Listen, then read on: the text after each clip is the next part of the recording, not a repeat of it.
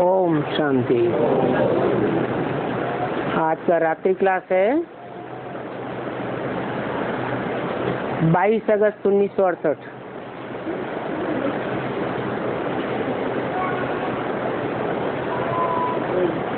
बम्बई से शीलू बहन ने आकर के समाचार सुनाया।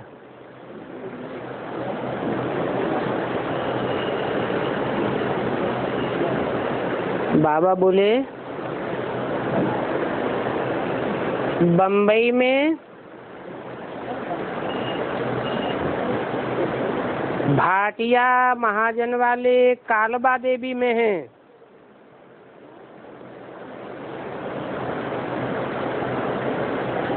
उन्हों का हाल प्रदर्शनी के लिए मिला है, परंतु उन्होंने कहा है कि श्री कृष्ण के लिए कुछ भी नहीं कहना, कि कृष्ण भगवान नहीं है, अथवा श्री कृष्ण 84 जन्म लेता है।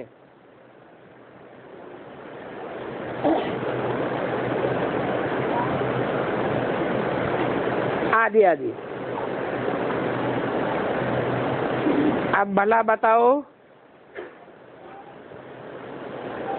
ये मुख्य बात नहीं बतावेंगे तो क्या बोलेंगे?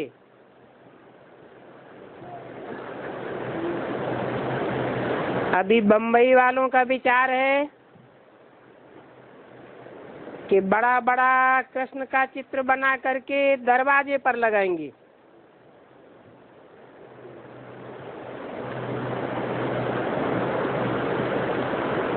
दो गोले देंगे,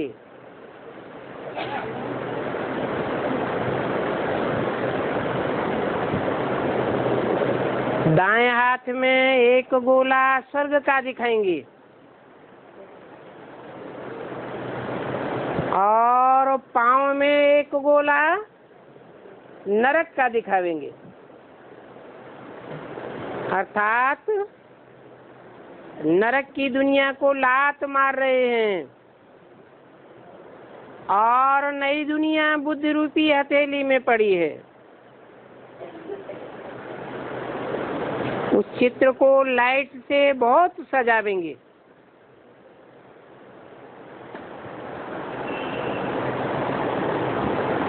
तो बोलना पड़ेगा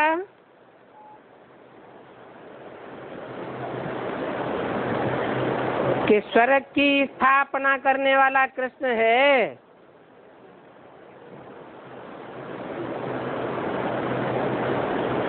कृष्ण की बुद्धि रूपी हथेली में नई दुनिया का नक्शा आने वाला है और पुरानी दुनिया को लात मारने वाला है। युक्ति से कहना पड़ेगा कि श्री कृष्ण कहते हैं कि काम विकार महाशत्रु है।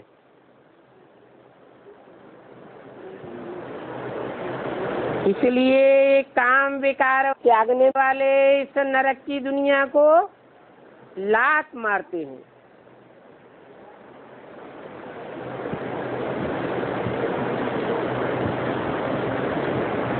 वो भक्त लोग तो कहते हैं कि श्री कृष्ण नरक में कैसे आवेगा जो नरक की दुनिया को लात लगावे। तो उनको बोलो इस नरक की दुनिया का विनाश तो सामने देख रहे हो ना।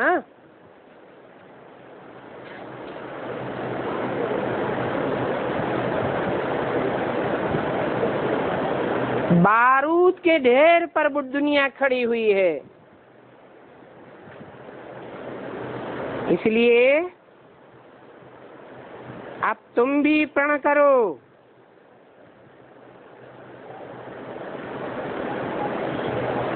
कि काम महाशत्रु है, तो हम भी पवित्र बनेंगे। ये पवित्रता की रखड़ी बांधो और फिर तुम भी इस पुरानी दुनिया को लात मारो।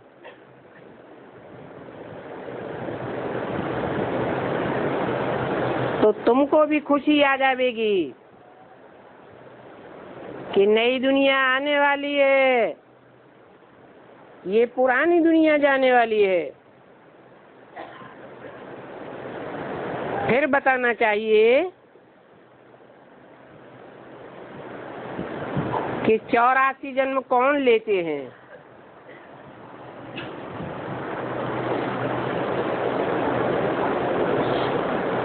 भगवान तो अजन्मा है, वो तो जन्म मरण के चक्र में नहीं आते। अकर्ता है, अभोक्ता है, उनकी आत्मा का ही नाम शिव है। वो नाम कभी बदलता नहीं। भक्त लोग भी कहते हैं सदा शिव। वो सदैव ही निराकार ज्योति बिंदु शिव है। तो फिर 84 जन्म कौन लेते हैं? जरूर कहेंगे कि नर ही नारायण बनता है। नारायण की हिस्ट्री सतयुग में बताते हैं। कहते भी है हे कृष्ण नारायण वासुदेव। तो कृष्ण और नारायण एक ही हुए ना। पहले नर था, फिर नारायण बना। नर अर्थात मनुष्य के ही 84 जन्म होते हैं। भगवान कोई 84 के चक्र में नहीं आता है, इसलिए कृष्ण को भगवान नहीं कह सकते।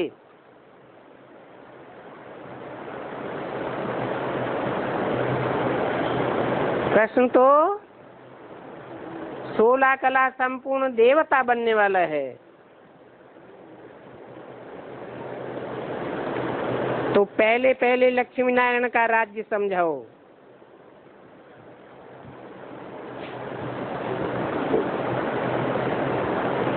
फिर बताओ कि 84 जन्म की शुरुआत कहाँ से करें?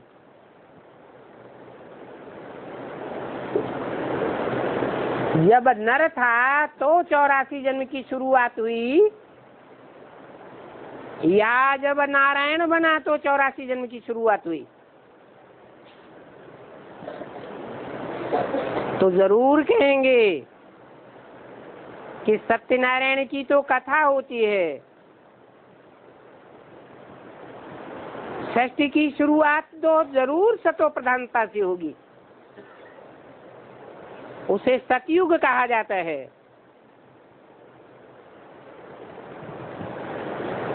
सतयुग में नारायण का राज्य था।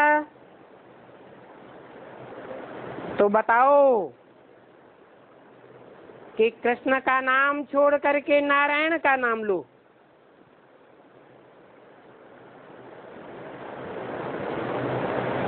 फिर भी मूल बात समझाओ कि मनुष्य को अपवित्र कहा जाता है,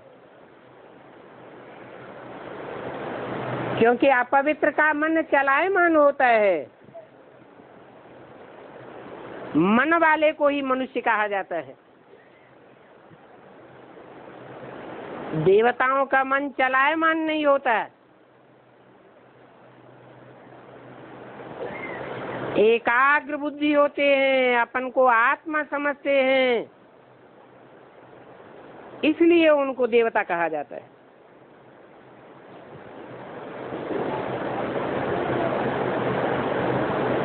तो समझाना है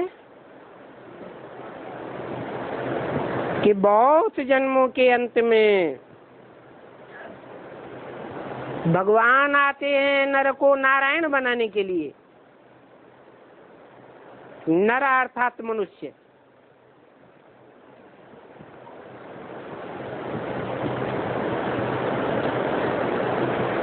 अर्जुन भी मनुष्य ही था, जिसके शरीर रूपी रथ में भगवान को कंट्रोलर के रूप में दिखाया है।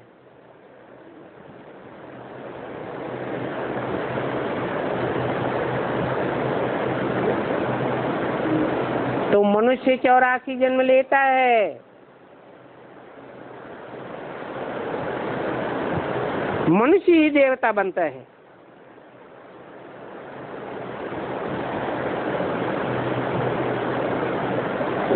लक्ष्मी नारायण के 84 जन्म हुए।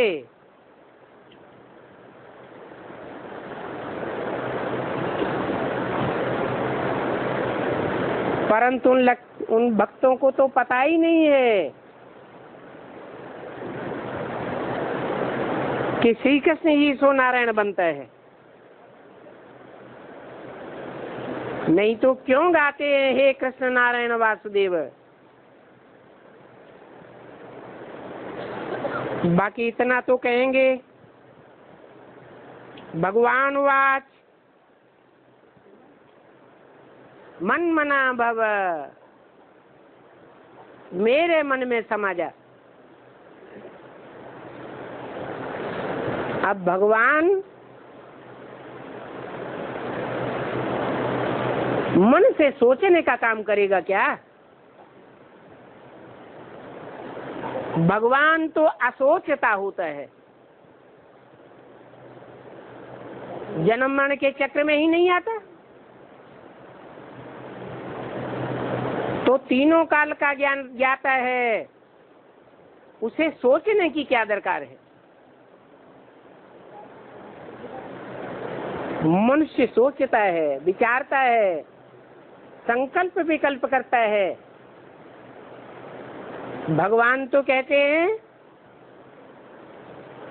कि याद की यात्रा से मन मना भव, जैसे मैं सोचता हूँ, सदा शिव हूँ, आत्म की स्थिति में रहता हूँ, ऐसे तुम भी आत्म की स्थिति में स्थिर हो जाओ। तब तुम्हारे सारे पाप कट जाएंगे। जब तक ऐसी स्वयं स्थिति में स्थित नहीं होंगे, तब तक पाप कर्मों की रील घूमती रहेगी।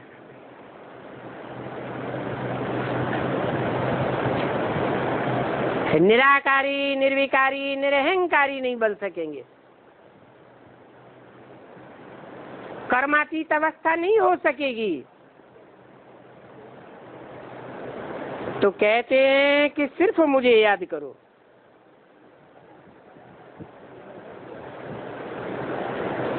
मैं आत्मा, परमपिता परमात्मा भी बिंदी, तुम भी बिंदी। तो अपने और अपने बाप के स्वरूप को याद करो, दूसरा कोई चिंतन नहीं। तब तुम्हारे पाप कटेंगे।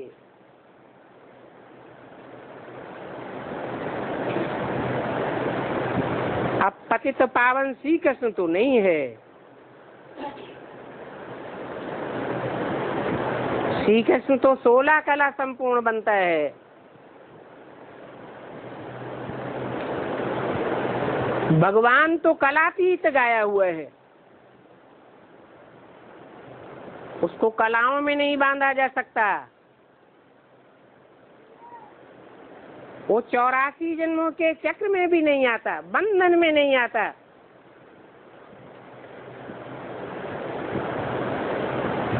राम कृष्ण की आत्माएं तो 84 के चक्र में आती हैं। परंतु भूल से भक्तों ने उन्हें भगवान समझ लिया है। अब भगवान एक होगा या अनेक होंगे? भगवान तो एक ही हो सकता है।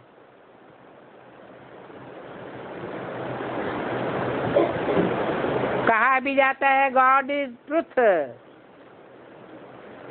Truth is one. सच्चा एक ही होता है सदैव। इस झूठ खंड की दुनिया में कोई भी मनुष्य मात्र सच्चा नहीं, सब झूठे हो जाते हैं। पतित दुनिया में सब पतित, और पावन दुनिया में सब पावन होते हैं। परंतु सत्य की पावन दुनिया में जहाँ पावन देवताएं होते हैं, उनको सत्य ज्ञान का, सत्य ज्ञानेश्वर बाप का आभास नहीं होता। वो भगवान को जानते नहीं है, सत्य के आदि मध्य अंत की सच्चाई को जानते नहीं है। इसलिए कहेंगे कि सत्य तो एक ही परमपिता परमात्मा शिव है, जिसका रूप कभी बदलता नहीं है, और वो असत्य भी कभी होता नहीं है। वो परमपिता परमात्मा है। तब कहते हैं कि एक सत्य बाप को याद करो तो स्वर्ग के मालिक बनेंगे। तो कहेंगे जरूर श्री कृष्ण की आत्मा याद से पवित्र बनी होगी।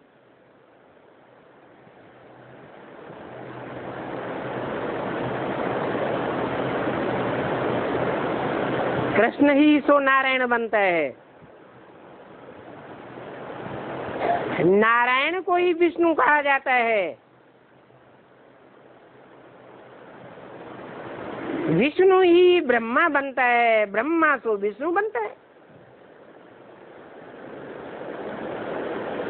ब्रह्मा को दाढ़ी मूछे दिखाते हैं। दाढ़ी मूछा पवित्र मनुष्यों को होती है।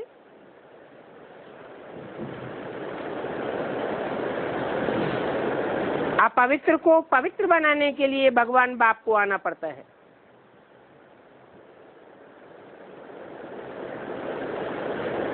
तो कहेंगे कि कृष्ण की आत्मा भी अपने आदि के जन्म में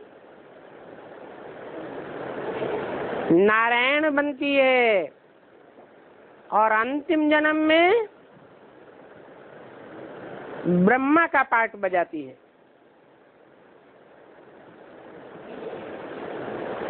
ब्रह्मा नर है, मनुष्य है, देवता नहीं है। देवताओं को दाढ़ी मूछे नहीं होती है। तो ऐसे ऐसे युक्ति निकालनी पड़े जो समझ जावे कि ऊंच से ऊंच भगवान कौन है।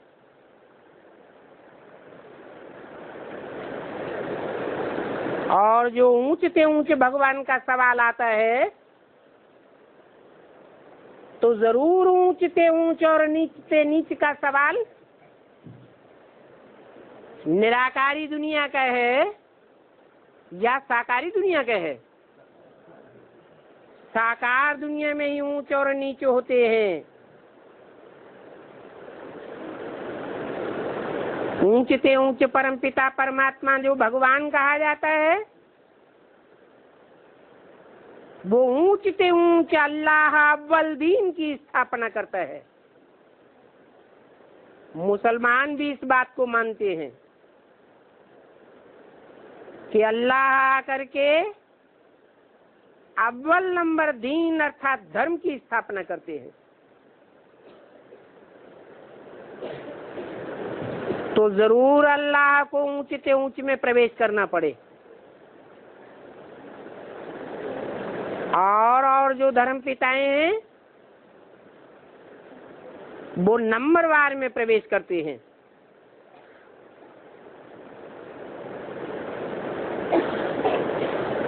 तो बताओ, श्री कृष्ण तो देहधारी देवता है, श्री कृष्ण की पूजा बच्चे के रूप में होती है।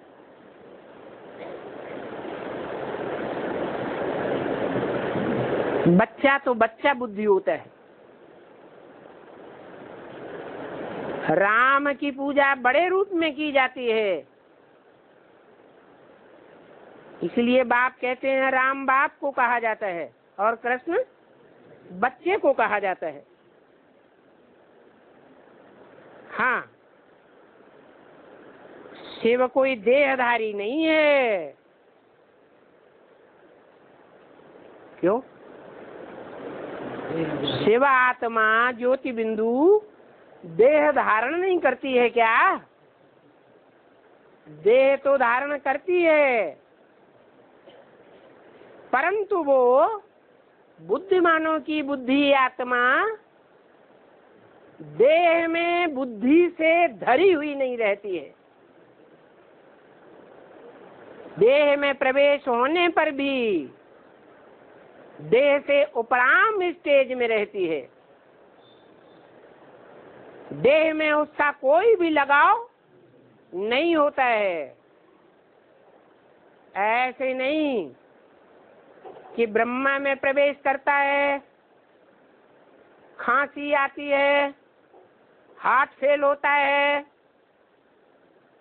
तो देह में लगाव होने के कारण उस देह को मदद करेगा? करेगा? नहीं करेगा। चाहे मुकर्रर रथ में आता है, कोई भी तकलीफ होती है देह को,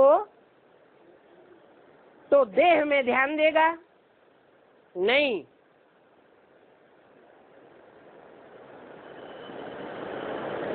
वो देह में आसक्त ही नहीं होता है। कोई भी देह में आसक्त नहीं होता है।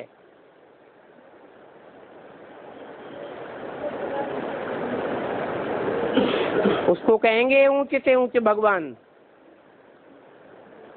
और जो भी मनुष्य आत्माएं हैं वो जन्म जन्मांतर देह में आसक्त होने के कारण नीचे गिरती जाती है। देह मिट्टी को कहा जाता है। मिट्टी की दुनिया नीचे है या ऊपर है? नीचे है। देह में आसक्त होने वाला नीचे ही जाएगा।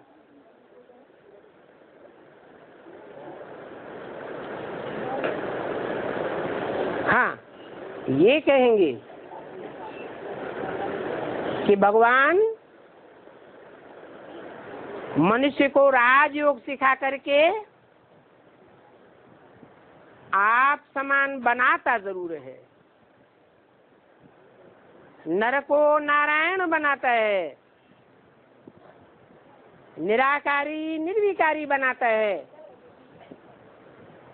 निरहंकारी बनाता है। इतना निराकारी निरहंकारी बनाता है जो सारी दुनिया के मनुष्य मात्र, चाहे देवताएं हो, चाहे राक्षस हो, चाहे मनुष्य हो, सब उसकी प्रशंसा करते हैं। सारी दुनिया के पाठधारियों में एक ही पाठधारी ऐसा है जिसकी शास्त्रों में भी कोई ग्लानि नहीं है। सभी देवताओं की ग्लानि है।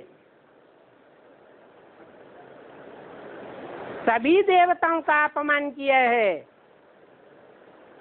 लेकिन नारायण का कोई भी अपमान कहीं भी सुनने को नहीं मिलता।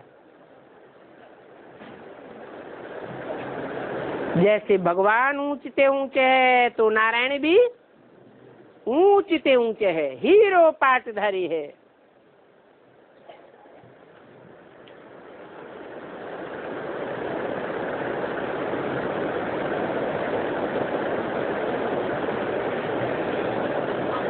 देवताओं में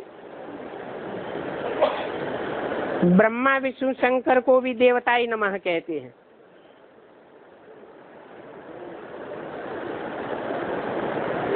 श्री कृष्ण भी तो देवता है, परंतु वो श्री कृष्ण ठहरा दैवी गुणों वाला मनुष्य, सर्वगुण संपन्न, 16 कला संपूर्ण, संपूर्ण हिंसक, मर्यादा पुरुषोत्तम। ये महिमा भगवान की नहीं है, ये महिमा संपन्न देवताओं की है।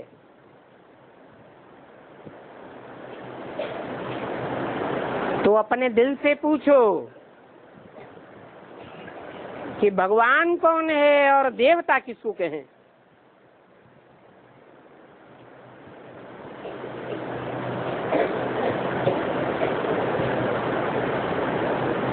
देवताओं में 33 करोड़ देवताएं गाए जाते हैं। उन 33 करोड़ देवताओं में भी त्रिदेव की मान्यता सबसे जास्ती है। ब्रह्मा विष्णु महेश कहते भी हैं ब्रह्मा देवताय नमः, विष्णु देवताय नमः, शंकर देवताय नमः, परंतु फिर अंत में कहते हैं शिव परमात्माय नमः। तो ऊंचे ऊंचे कौन हुआ?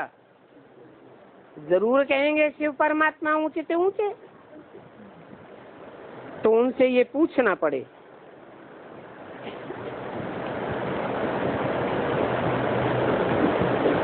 कि तुम ये जो कहते हो ब्रह्मा देवताए, विष्णु देवताए, शंकर देवताए,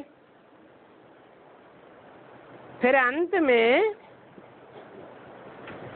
परम ब्रह्म तुम किसको कहते हो?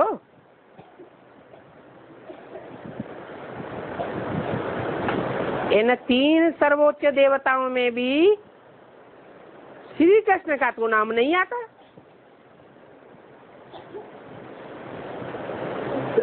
त्रिमूर्ति शिव कहते हैं, तो शिव की 3 मूर्तियां तो हैं, स्थापनाकारी, विनाशकारी, पालनाकारी, परंतु कृष्ण का तो इनमें नाम ही नहीं आता है। इन ब्रह्मा विष्णु शंकर के ऊपर है शिव भगवान वाच।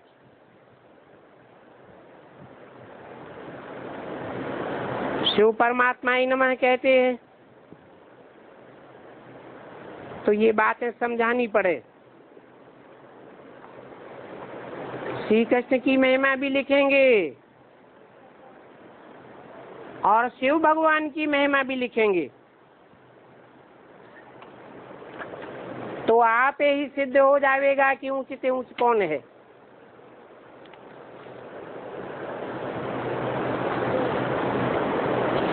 श्री कृष्ण के लिए तो अंग्रेज लोग भी मानते हैं लॉर्ड कृष्ण। विश्व का मालिक था। ऐसे ऐसे महिमा करेंगे तो पिछाड़ी में खुश हो जाएंगे। 2268 की वाणी का 3रा पेज। तुम बच्चों को समझाना है भगवान वाच माम एकम याद करो। ये समझाने की बात है। शिव त्रिमूर्ति कहते हैं तो 3 मूर्तियों को याद करें उनमें से एक एक को याद करें, कृष्ण को याद करें या किसको याद करें? माम एकम कैसे सिद्ध होगा?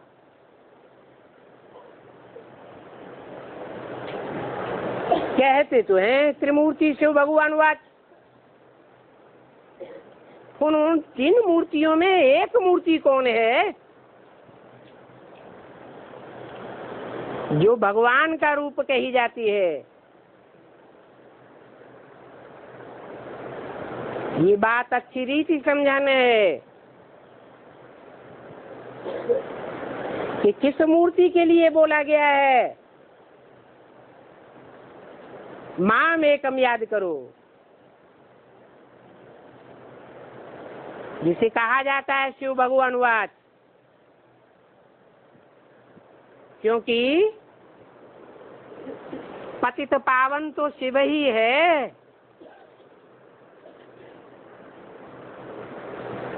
जो सर्व का सदगति दाता है। जब आता है इस सृष्टि पर तो एक भी मनुष्य मात्र नहीं बचता जिसकी सदगति न हो जाए। पहले पहले मन बुद्धि की सदगति करते हैं। मन बुद्धि को ही आत्मा कहा जाता है। आत्मा की सदगति होती है, बीज की सदगति होती है।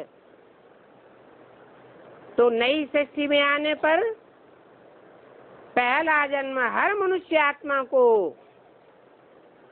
सदगति का ही मिलता है। दुख का अनुभव पहले जन्म में कोई को हो नहीं सकता।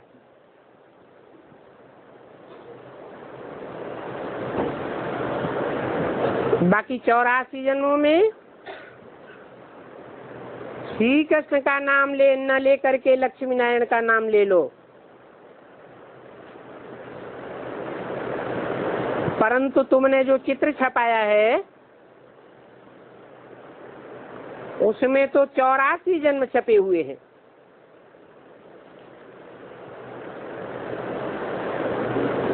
तो वो 84 जन्म छपे हुए वाला श्री कृष्ण का चित्र कोई को दे नहीं सकते हैं।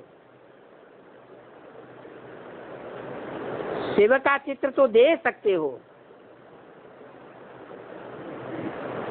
कौन सा है शिव का चित्र?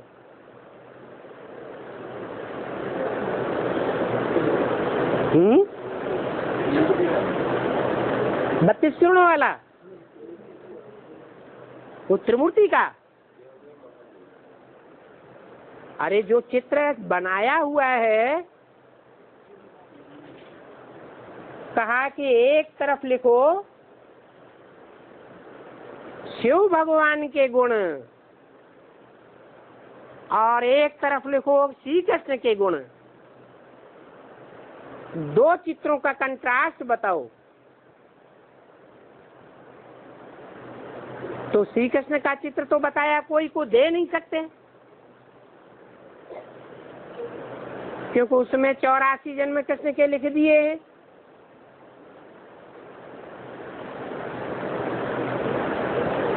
वास्तव में नारायण के 84 जन्म होते हैं,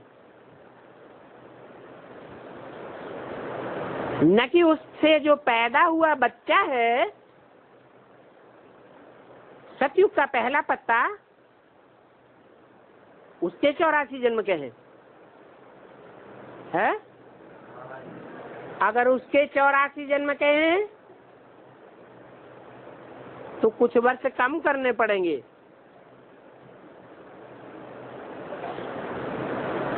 बोला है कोई ऐसे भी हैं जिनके 5000 वर्ष के चक्र में से 50 वर्ष कम हो जाते हैं। तो उस लिस्ट में कृष्ण आता है या नारायण आता है? कृष्ण आता है। इसलिए कृष्ण का चित्र तो कोई को दे नहीं सकते।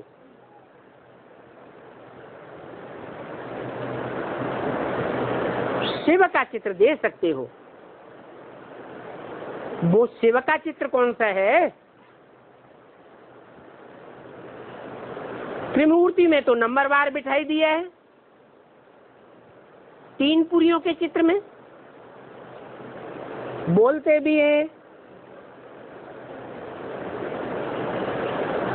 ब्रह्मादेव, विष्णुदेव, फिर शंकर, महादेव। तो ऊंचे से ऊंचे तो वो हो गया। फिर शंकर को भी तो महादेव ही कहते हैं, भगवान तो नहीं है। फिर भगवान कौन है?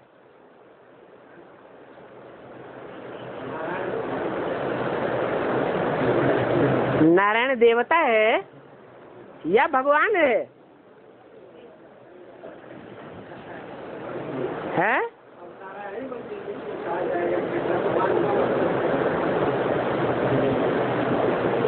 नारायण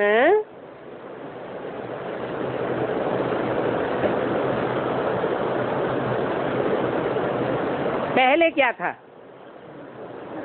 नर था। नर विकारी होता है या निर्विकारी होता है? हैं? विकारी होता है। और शंकर को विकारी कहेंगे या निर्विकारी कहेंगे? क्यों? है? शंकर तो फरिश्ता है। फर्श की दुनिया वालों से उसकी मन बुद्धि का कोई रिश्ता नहीं रहता, नष्ट मोह है, कोई के लगाव में नहीं आता है। इसलिए शंकर को पहला पहला देवता कहा जाता है।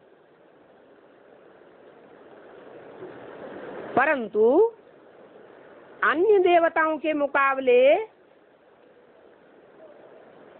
उसमें अंतर क्या है?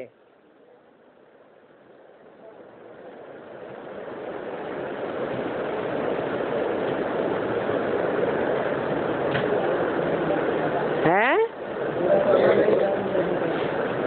नहीं, अंतर ये है कि शिव और शंकर का अंतर हम दिखाते हैं, तो अंतर तो है ना। क्या अंतर है? है? शिव को याद में दिखाने की बात नहीं है और शंकर को याद में बैठा हुआ दिखाते हैं।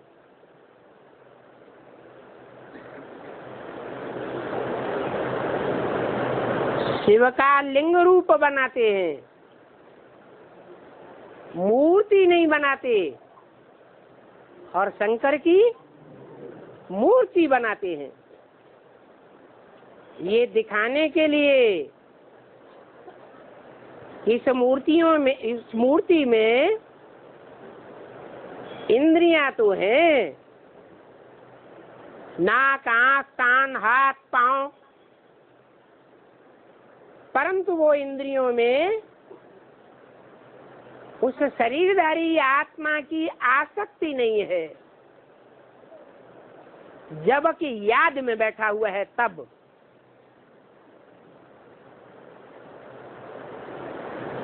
जो याद में बैठता है वो ऊंचे से ऊंचे भगवान कहा जाएगा या देवात्मा कहा जा सकता है? देवात्मा कहा जा सकता है। भगवान को याद करने की दरकार ही नहीं। भगवान तो सदैव ही आत्मिक स्थिति में रहने वाला है। उसको आत्मिक स्थिति में स्थित होने का पुरुषार्थ करने की दरकार नहीं। वो कभी देहबान में आता ही नहीं, तो जे देह से छूटने का पुरुषार्थ भी क्यों करेगा?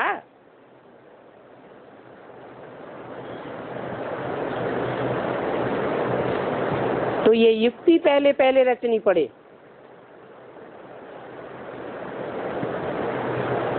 शिव का चित्र दे दो। कौन सा है चित्र? है? अभी बताया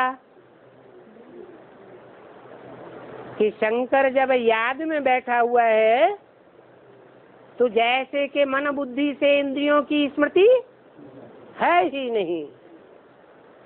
आंखें खुली हुई हैं परंतु जैसे आंखें होते हुए भी है ही नहीं।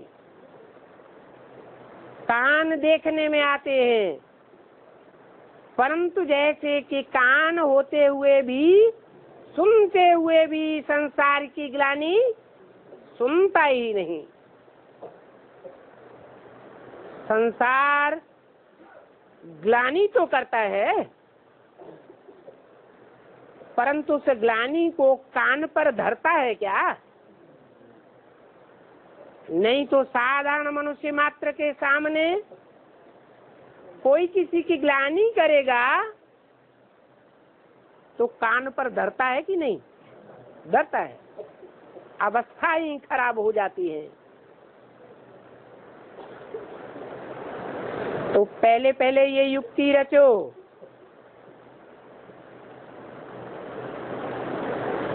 तुम तथाकथित ब्राह्मणों ने तो शिव का चित्र बनाया,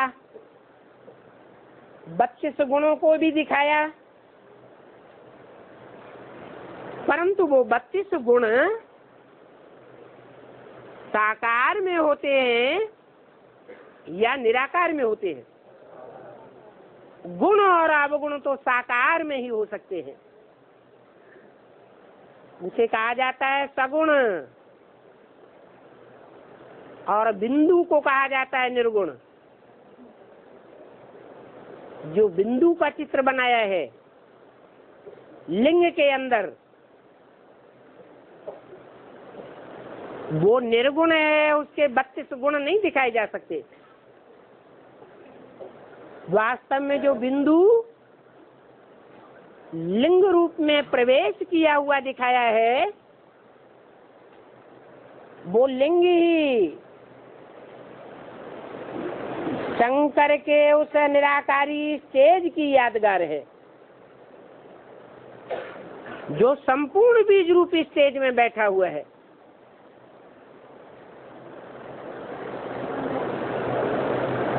जो बाप का विरुद्ध है,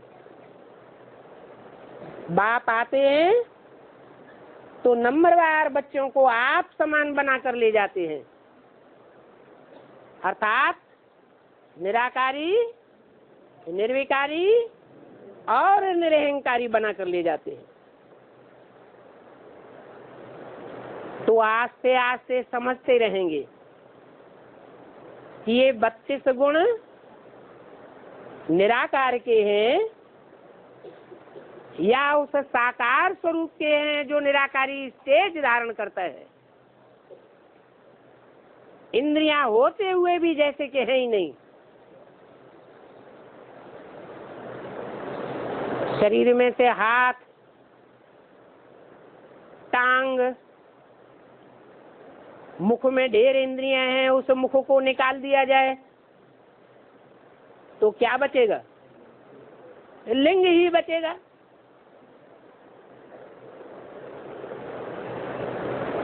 तो प्राचीन चित्रकारों ने शिव का वो चित्र दिखाया है, निराकारी स्टेज वाला शिवलिंग।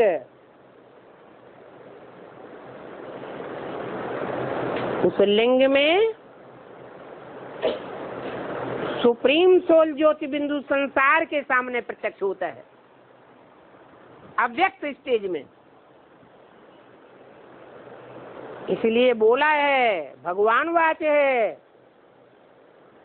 कि जब तुम बच्चों की अव्यक्त निराकारी स्टेज बनेगी नंबरवार, तो तुम्हारी अव्यक्त निराकारी स्टेज के द्वारा बाप संसार में प्रत्यक्ष हो जाएगा। तो आस्ते आस्ते इस चित्र का रहस्य भी समझते रहेंगे। बाकी महिमा तो पूरी ही लिखनी है। रावण के राज्य के बाद है लक्ष्मी नारायण का चित्र, ये राज्य। कलयुग में होते हैं दुख अपार, सतयुग में होते हैं अपरम अपार सुख।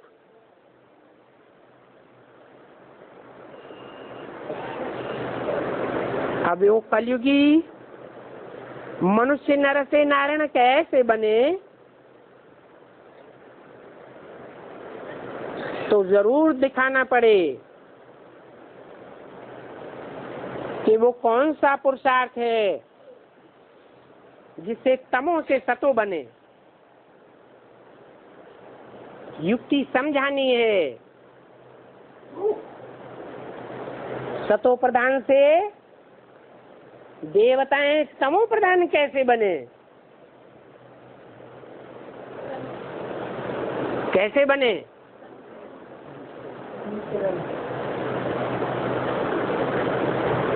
देवताओं ने भी देह का सुख तो लिया ना।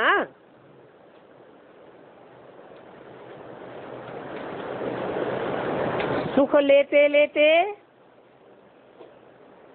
आत्मा कमजोर बनती है।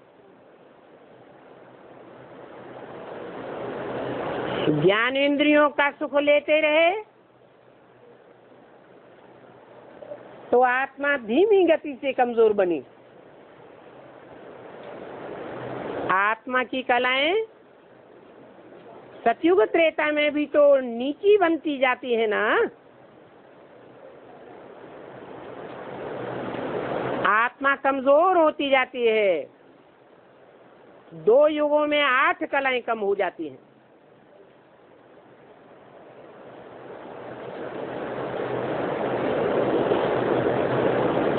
तो जब द्वापर आता है, द्वैतवादी युग आता है, तो ढेर की ढेर संपूर्ण आत्माएं परमधाम से आने लग पड़ती हैं।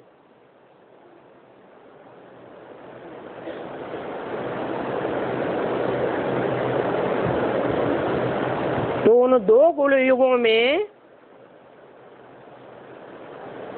उतनी ही कलाएं गिरनी चाहिए जितनी सतयुग त्रेता में गिरी है, अथवा ज्यादा कलाएं नीचे गिरनी चाहिए है। लेकिन कलाएं तो 16 ही होती हैं।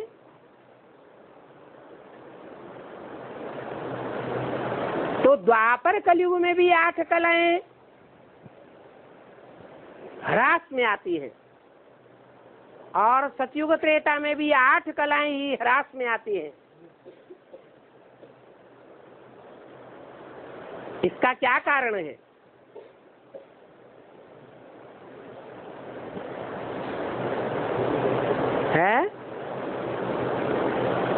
कारण है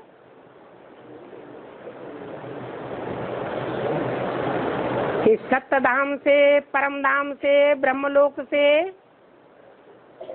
जो भी आत्माएं सतयुग में उतरती है उनकी संख्या थोड़ी होती है और द्वापर कलयुग में जो आत्माएं सत्यधाम से आती हैं उनकी संख्या बहुत जास्ती होती है।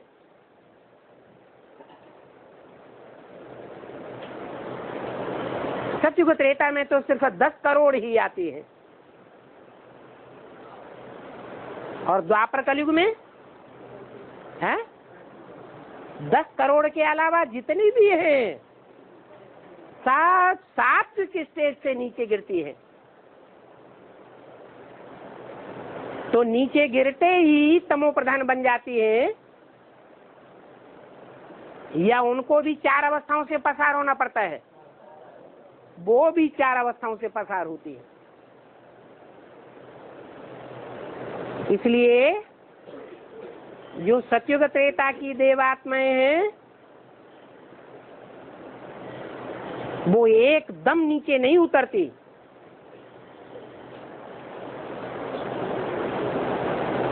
उनको भी सात्विक स्टेज का बल तो मिलता है,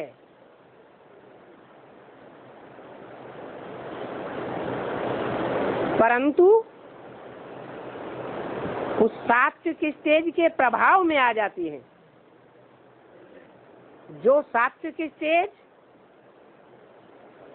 उन देव आत्माओं की सात्विक स्टेज के मुकाबले बहुत नीची होती है।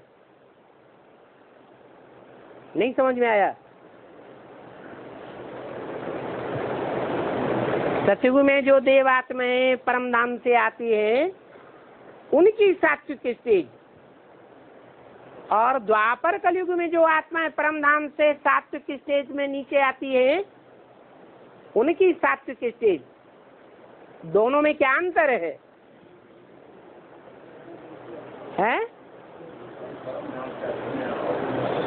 नहीं, परम धाम से तो दोनों ही आती है।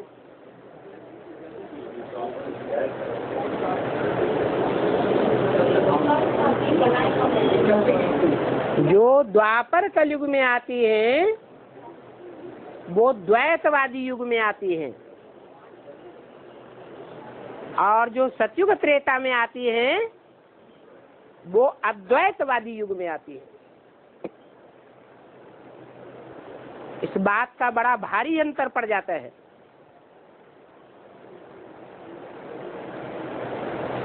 जिनका जन्म ही, जिनका ओरिजिन ही द्वैतवादी युग में होता है, उनका आदि भी, उनका मध्य भी, उनका अंत भी द्वैतवादी ही होता है। वो एक सत्य का अनुसरण करने वाली होती ही नहीं है। और सतयुग त्रेता में जो उतरती है वो कुछ न कुछ अपने जीवन में सात्विकता का, एकता का अनुसरण करने वाली आत्माएं हैं, इसलिए अंतर पड़ जाता है।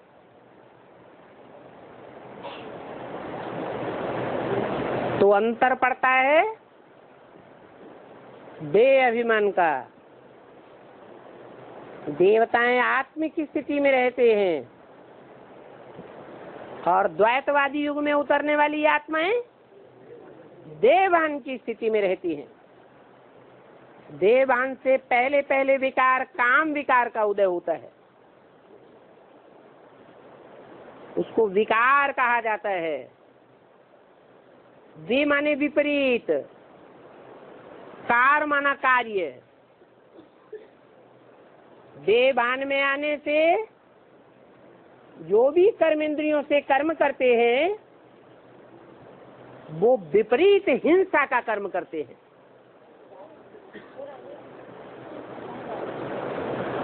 सृष्टि का आदि कैसे होता है? हिंसा से होता है या अहिंसा से होता है? सृष्टि का आदि ही हिंसा से होता है। बच्चों का पैदाइश उसका आदिकाल ही हिंसा में है। तो सारा जीवन आदि में भी पैदा होने वाला बच्चा भी रोते रोते पैदा होता है, माँ को उससे भी जास्ती तकलीफ होती है। मध्य का जीवन भी दुख में होता है और अंत समय में भी घावड़े आते हैं। तकलीफ से शरीर छोड़ना पड़ता है। देव आत्माओं में ये परंपरा नहीं चलती। क्यों? क्यों? उनकी पैदाइश ही कैसे होती है? अहिंसा से होती है। इंद्रियों की मारामारी से पैदाइश नहीं होती है।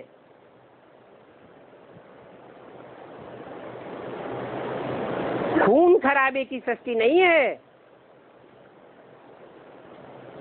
इसलिए बोला कि द्वैतवादी युग, द्वापर युग से देह अभिमानियों के द्वारा जो सृष्टि चलाई जाती है उसमें काम विकार महाशत्रु कूद पड़ता है। तो मुख्य बात है ये बताओ कि काम महाशत्रु है इसलिए पवित्रता के, रक्षा के बंधन में मत हो। अगर पावन बनेंगे तो स्वर्ग में कृष्ण की राजधानी में आवेंगे। इसलिए कृष्ण के ताज में क्या दिखाते हैं? मयूर पंख दिखाते हैं। जितने भी जानवर हैं, जितने भी पक्षी हैं, उन पक्षियों पशुओं में मयूर का ही पंख इतना शोभनीय को होता है, क्योंकि उसकी काम विकार की पूछ विकृति पैदा करने वाली नहीं है। आज भी वो मिसाल समझाने के लिए मौजूद है कि मोरनी मोर का आंसू पीती है और उससे मोरनी का गर्भ रह जाता है।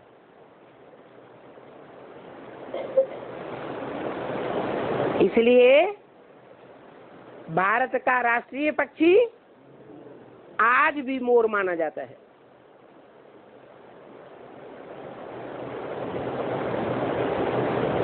तो बोलो कि बाप नर से नारायण कैसे बनाते हैं, सो समझो।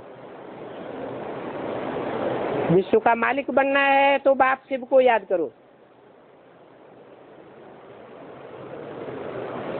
कृष्ण की राजधानी में आना है तो पावन जरूर बनना पड़े।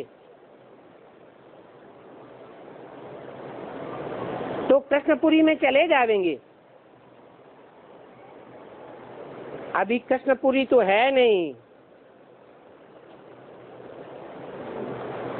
अभी ये सारी दुनिया कृष्णपुरी के मुकाबले क्या है? कंसपुरी है। कंस क्या करता था? सबसे बड़ा पाप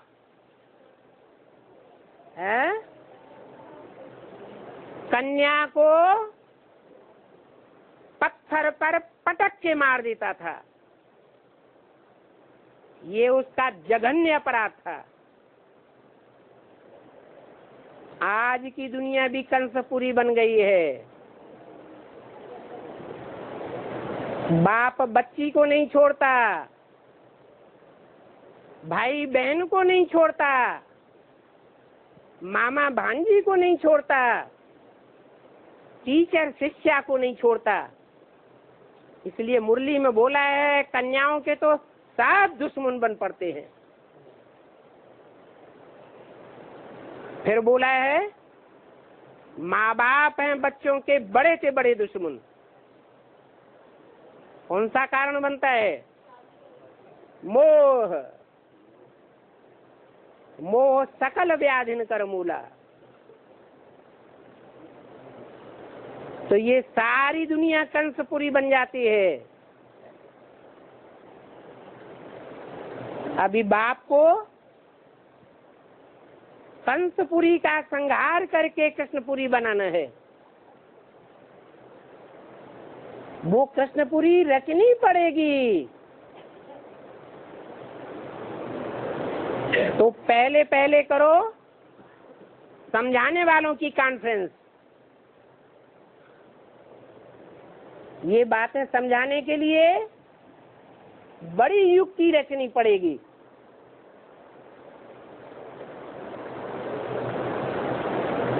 क्योंकि श्री कृष्ण को योगेश्वर भी कहते हैं। किसका ईश्वर? योगियों का ईश्वर।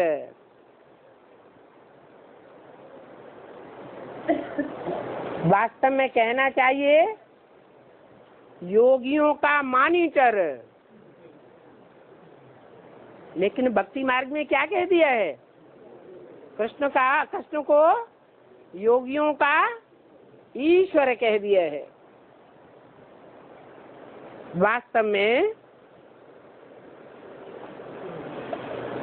श्री कृष्ण अगर इस योगियों का ईश्वर है, योगियों का कंट्रोलर है, तो साकार में होगा या निराकार में है? साकार में होना चाहिए। और साकार में अगर योगियों का ईश्वर है तो उसका चित्र कैसा होना चाहिए?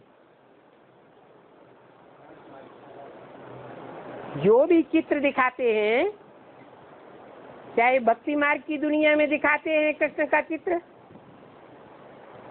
चाहे ज्ञान मार्गीय ब्राह्मणों की दुनिया में कृष्ण उर्फ ब्रह्मा का चित्र दिखाते हैं, वो योगी का चित्र दिखाया है या साकारी रूप में चित्र दिखाया है?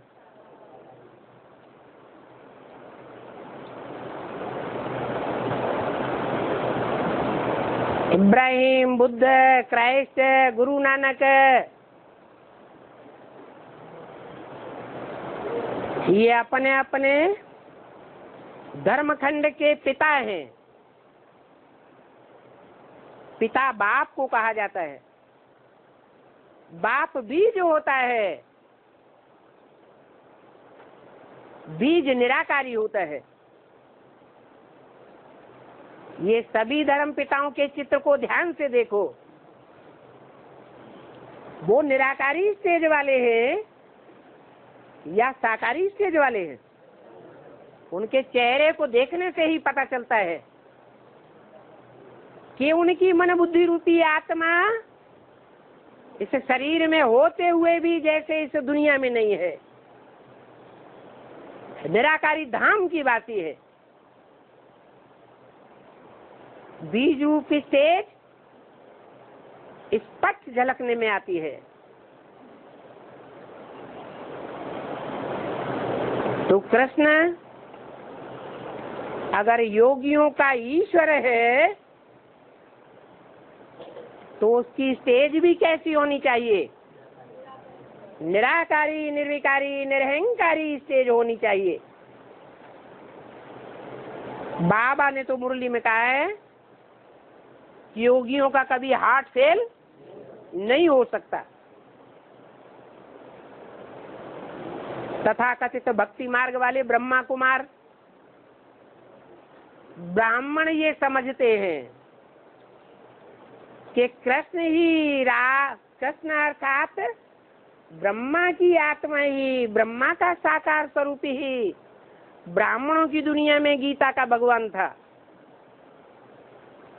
और सारी दुनिया को उस गीता के भगवान साकार स्वरूप को मानना पड़ेगा। परंतु ये बात बिल्कुल साबित नहीं होती। हाँ, अगर वो इस बात को समझें कि वो कृष्ण उर्फ ब्रह्मा वाली आत्मा अभी भी अर्धचंद्र के रूप में सृष्टि के जो माता पिता हैं, जगत पिता जगदम्बा हैं, उनके मस्तक में अर्धचंद्र के रूप में विराजमान है। वो कृष्ण बच्चा माता पिता के सिर माथे का मोर है।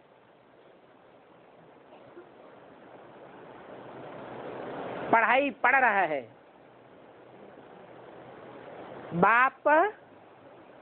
बाप के रूप में, माँ के रूप में, टीचर के रूप में, सदगुरु के रूप में उस बच्चे का परिवर्धन कर रहा है, आत्मा का परिमार्जन कर रहा है। कृष्ण की आत्मा भी पढ़ रही है। कृष्ण की आत्मा कोई गीता का भगवान नहीं है। उसको पढ़ाने वाले अभी भी जगत पिता जगदम्बा इस सृष्टि पर मौजूद है।